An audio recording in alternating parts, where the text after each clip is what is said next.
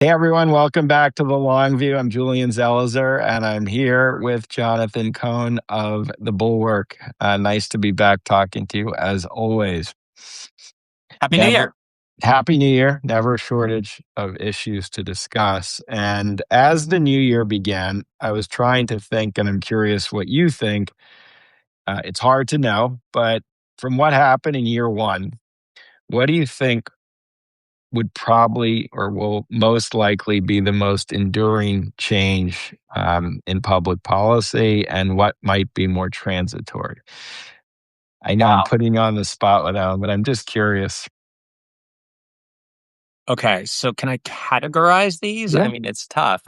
So in terms of human impact in the next few years, I've said repeatedly, and I believe this, the single biggest and to me most tragic thing the Trump administration has done is cutting off USAID and global aid, just the cost in lives to the millions of people there'll be eventually, I think, who depended on American food and healthcare, pennies on the dollar for us, that bought us all this goodwill. But quite apart from all that, just as a humanitarian thing, saved so many lives.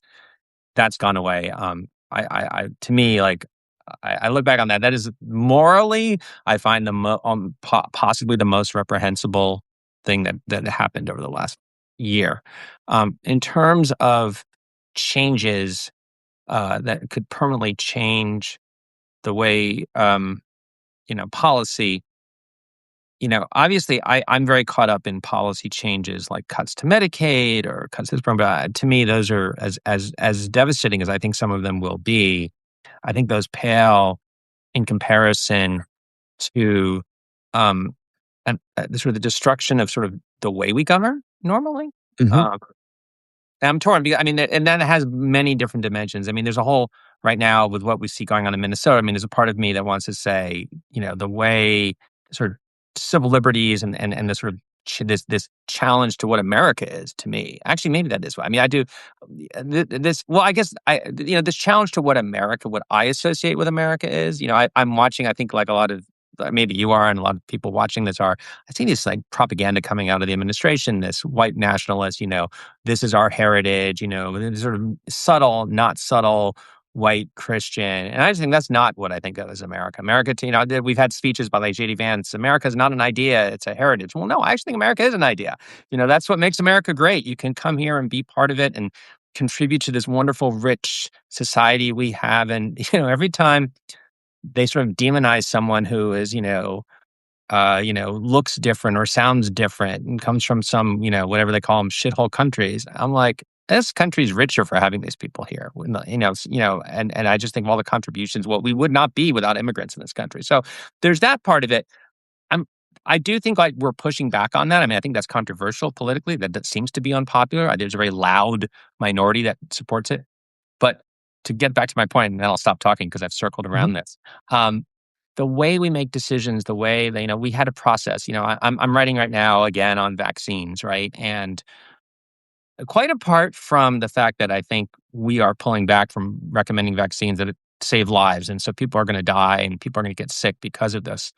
There was a process we used to have by the way we approved vaccine. And it was a very careful, deliberative process. We brought in scientists. We did these long studies. There was careful, peer-reviewed, research presented. There was deliberation. It was done in a serious way. And it didn't matter what side. This was true there were Republicans, there were Democrats. You could put somebody like Scott Gottlieb is his name that just sort of pops into my head, who was FDA commissioner actually in the first Trump administration, a well-known, physician, researcher, very conservative.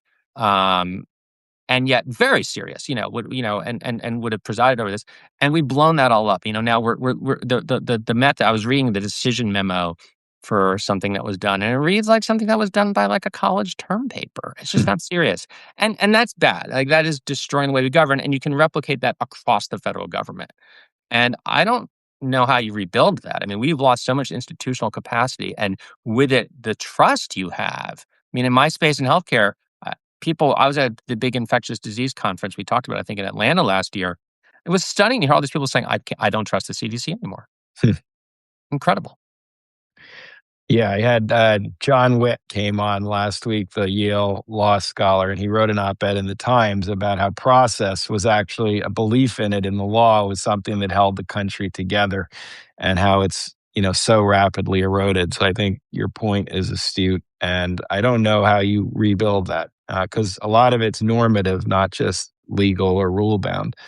And I think once you change the norms, those are incredibly difficult. It's almost easier to reverse Medicaid cuts than to reestablish kind of a process. It really is, it really is. Well, and so look, I'm not foreign policy is not my thing. National security is not my Yeah. thing. But I was really struck by the speech. I can't remember which of the European leaders made it, and it may have not been very. It may have been a while ago, and not this past week. But at some point, that somebody made a comment that we understand that Trump is this sort of unique character, and he's not going to be here forever. And maybe you imagine a world where 2000, we get to 2028, we get either a Democrat or a Republican who's not like Trump, in office, and it's kind of back to business as usual. But, they were saying, but how do we know this won't happen again? I mean, we can't base our security arrangements on a few voters in Michigan. Hmm. And they're right. I mean, how do you rebuild that trust when people know that if the swing states go in a slightly different way, you get this? It's really bad. And you wrote a great, I mean, the whole Minnesota thing, ICE operation started with this story about fraud, social services fraud, essentially in Minneapolis with the Somali community. Could you talk about you wrote about it in a really interesting way and how to actually think of what that was and what the issue was compared or as opposed to what the administration has been putting out? How do you kind of see that issue and investigation and scandal? Yeah. So, the origins of this go back years.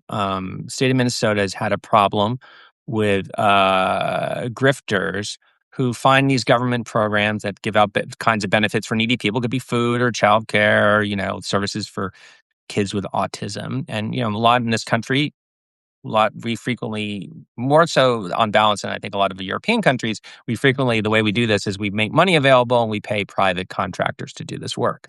So that's a chance for, if you want to make some money and steal it, you can, pretend to, you can do things like take the money and say you're going to feed people and then not feed people, which is what happened Mm. in Minnesota on a fairly large scale. There was one in particular that it was a case that was prosecuted and they got convictions of more than $200 million worth of fraud from a charity that was supposed to be feeding people and was skimming at least some of that money. And the officers they found were taking it and using it for luxury items and things like that. And that's a lot of money. Um, and that's not good. And late last year, there was a push. There was some new convictions. There's been this sort of rolling, ongoing series of convictions because it turns out that there's a pattern here, and people figured out this was an easy way to kind of get some money out of the system. So there was a new set of prosecutions, and that actually the announcement of that came late November, early December, right around the time that this influencer Nick Shirley, who wants to be a citizen journalist, started taking, and you probably heard about or may have seen the video where he kind of goes around to these daycare centers, childcare centers in Minneapolis, knocks on the door and says, "Do you have kids in there? I want to take my kids," and they don't. And he said, "This is all fraud."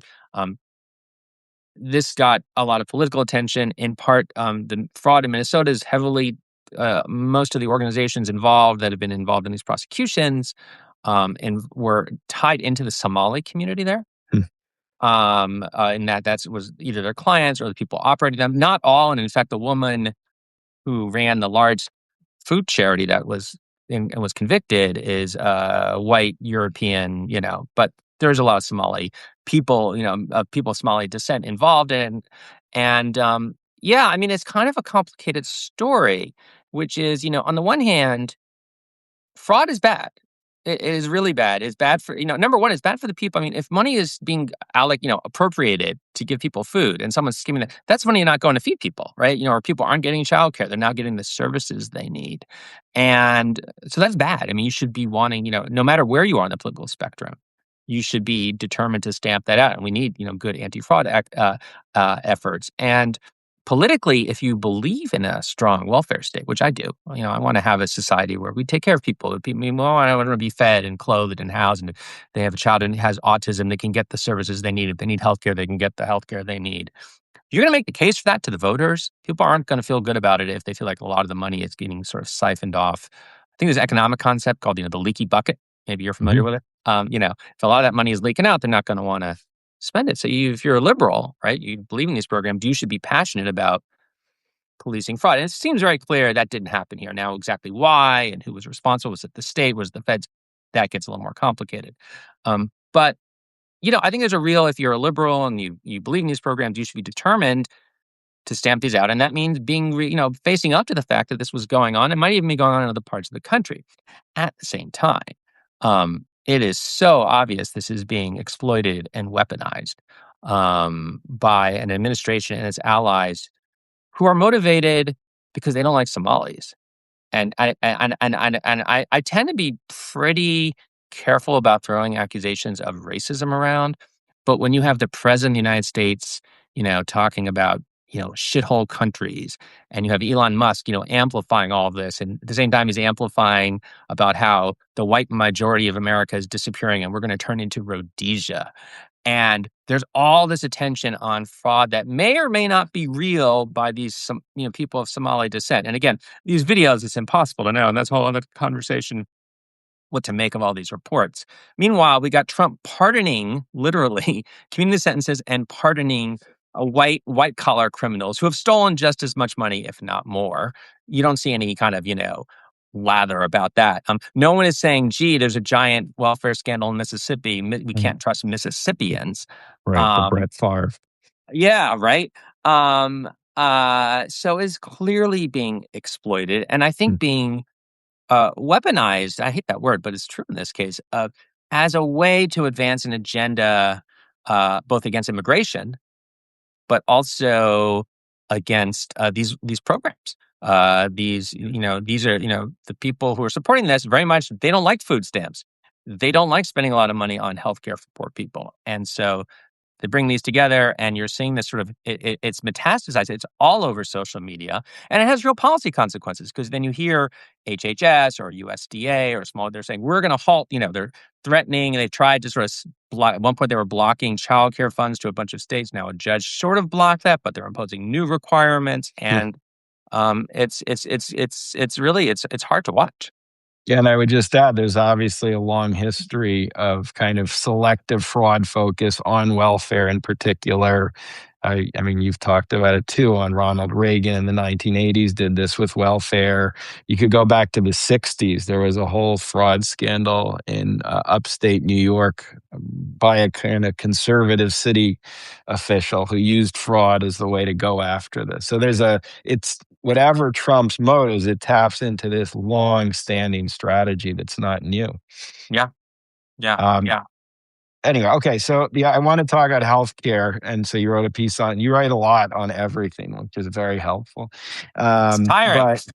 But President Trump has finally attempted to tell us what his healthcare plan is, as opposed to what he wants to cut, gut, and get rid of. Yeah. What's in it, and how do you assess the substance?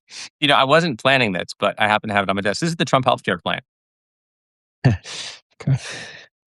2 pages. Now, The I will cover be page is one of the two. covered. Now, I will be fair. They did put out a fact sheet that was more detailed. But here's the fact sheet. Sheets, I guess. Technically, sheets. 2 pages. About a third of it is actually just a rehashing of executive actions he's taken already. And just to give you a sense of sort of scale, I went and did this the other day when I was writing my story on this. This is back in 2010 when they were debating what became the Affordable Care Act. At one point, there was a big debate, had some negotiations in Congress that kind of ground to a halt, and Obama decided to release his own proposal to move negotiations along. And the idea was to kind of set a clear marker. This is what I want, and then that's how you do it in politics, right? So this is what he did. This is Yep. like 11 pages. It's got detailed tables, legal provisions, like a whole page actually on how to combat fraud in healthcare, which we were just talking about. So, it's not really a plan. This is not this year. I think what had happened, your viewers probably know, we've talked about this a lot. There was this debate over, is still this debate over the extra subsidies, the Affordable Care Act, whether to renew them. They've now expired. It expired on January 1st. There has been a kind of effort to still pass something to get that assistance put back in some form. You could apply the aid retroactively and help some of the people.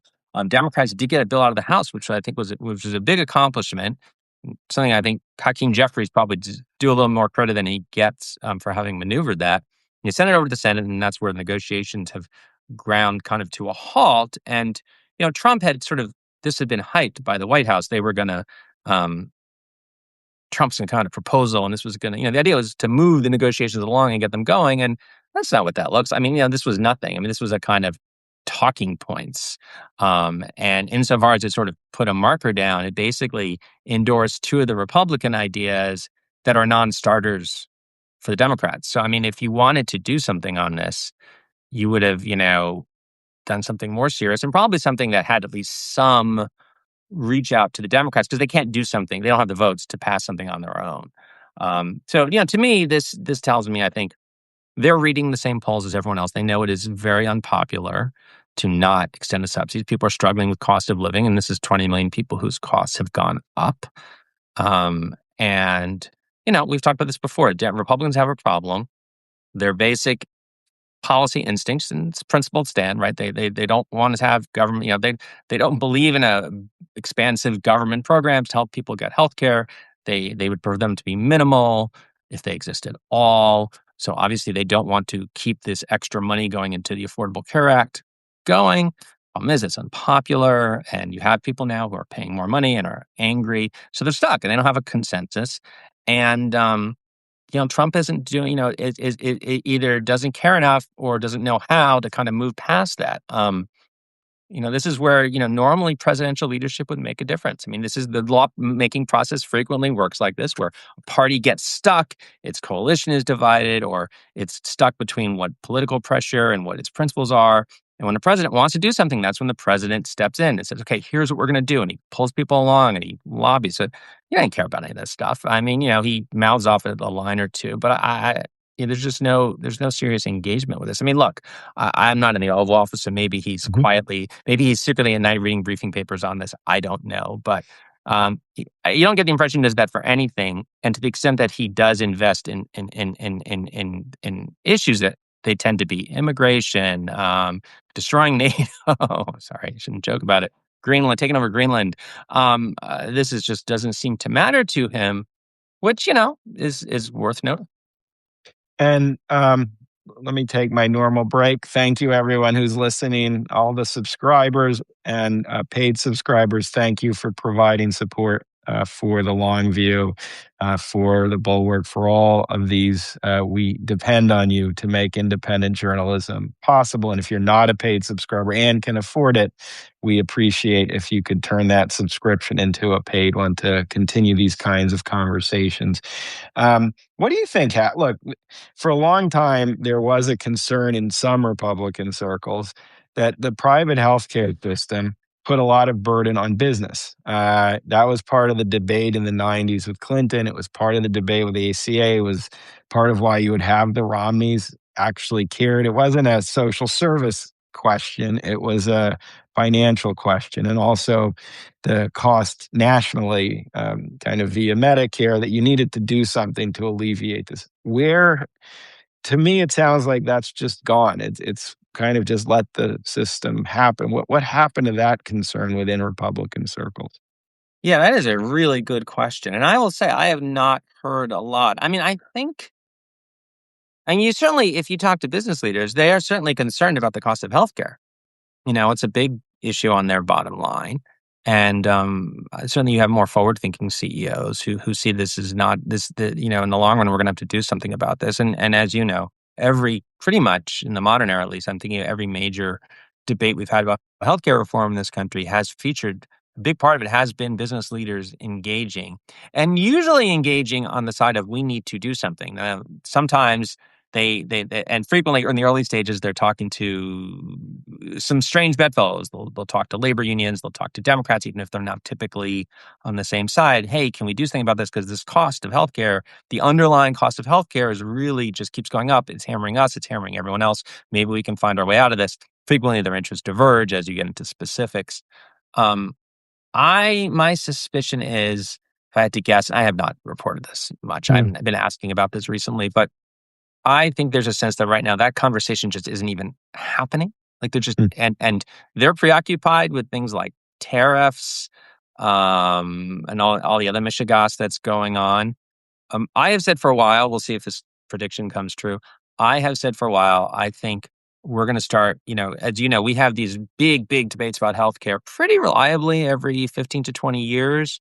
There seems to be a cycle. We're about due, right? Last one was 2010, 2008 through 2010.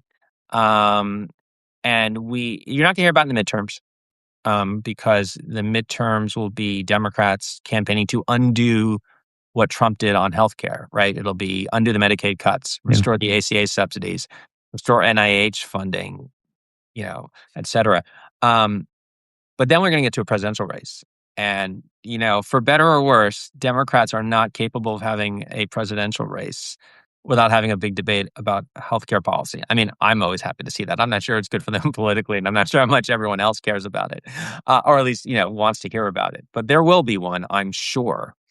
Mm. Um, and I suspect when that conversation starts, business will be more engaged. I actually, this is a nice mental note to myself. I'm curious if there's stuff going on behind the scenes already, because usually those conversations are quietly happening already, and I'm sure there are some. But I just think they're too preoccupied with too much else going on right now. Yeah. Um, I mean, we'll see if there's some project 2028 that includes healthcare for Democrats, and that will unfold. There was one part, and I know you mentioned this in one of your articles of the Trump plan. It's these tax favored spending accounts. Can you talk about? I don't know if anyone or everyone knows what those are and Yeah. kind of where that comes from and the implications of that. Yeah. So, I mean, there's different versions of this that exist already: health savings accounts, flexible savings accounts. As sort of is to sort of step back and just talk about it from a conceptual level. Yeah. For a long time, one of the dividing lines between left and right, liberal, conservative, Democrat, Republican, loosely speaking, the sort of liberal vision of healthcare is that everyone's in the same pool, right? And you have government kind of pulling everyone's resources together, so you get sick people are being subsidized by healthy people, rich subsidize the poor, you get efficiencies that way. And also the government is able to sort of use its power to negotiate prices and to steer spending in ways that are productive. So that's kind of the liberal vision. It's kind of what you see in various forms in other parts of the world. European countries that are like us, Japan, places like that. Um, the conservative vision has always been that the reason our healthcare system is so expensive is that the market is broken down. And if we could find a way to get back to more market forces, more people shopping for healthcare, whether it's shopping for individual medical services or more shopping for which insurance company to pick, that will bring down prices through natural competition. And that's a much better way to make our system both less costly and more efficient, get better quality out of it. And there's no right or wrong in this debate. I mean, this is one of the ongoing, do I like pizza? Do I like burgers? Do I like, grilled cheese, whatever debates? I mean, and we all have our evidence and whatever. It's been going on forever. At some point, conservatives really got the, one way to realize their vision is, well, what if we, instead of giving some of the money that goes to insurance, what if we put it into accounts that people had, spending accounts? We'd say, this is your money. You can spend it on healthcare, not for insurance typically. Usually, but you can spend it on to cover your out-of-pocket costs when you go to the doctor, or you can buy eyeglasses, or drugs or whatever. And that, because you'll have this money and you'll be, and again, it depends on the details of the proposal, but typically, you get a tax break for putting money in there. You can take it out when you retire if you haven't spent it in some again, depends on the details. You give people basically incentive to be careful how they spend their money. And they start looking for better buys in healthcare and unleashes these market forces. Again, this is like an ongoing debate. I have strong feelings about this based on the evidence. I think there's not a lot of evidence that really works. Mm, It's fine. I mean, I don't like, it's not, there's nothing wrong with giving people money and letting them spend some of it. But I think if you're thinking this is going to dramatically reduce healthcare spending, we have a decent amount of evidence it doesn't work that way, among other reasons. shopping for healthcare is really hard. Just be clear, that's my take. You will find smart people who will disagree with me on that. So I don't, people can do their own research. The proposal on the table for the ACA subsidies, and the leader of this was Bill Cassidy, the Louisiana senator, who said, I'm not going to. We're going to do this thing where you can't. We're not going to renew the subsidies. We're not going to give people back the extra money they used to have, but we'll give it to them let them take it as a deposit in an account. So they'll get it that way, and then they can have the money, which sounds like a good deal, except that to do that, you have to enroll specifically in one of the insurance policies, really high deductibles and really high copays. So you're basically agreeing that you're going to have much higher out-of-pocket costs, but you'll get this money in an account. Now, that might work out well for you depending on your circumstances, especially if you're healthy, especially if you're wealthy and you get extra tax breaks for it. But if you're not wealthy and, let's say you got a sort of ongoing healthcare condition, pretty likely, and you have to do the math, but, pretty likely you're going to end up worse off because, yeah, you get that extra money in your account, but you also owe much more in medical bills and you're going to just burn through that money quickly.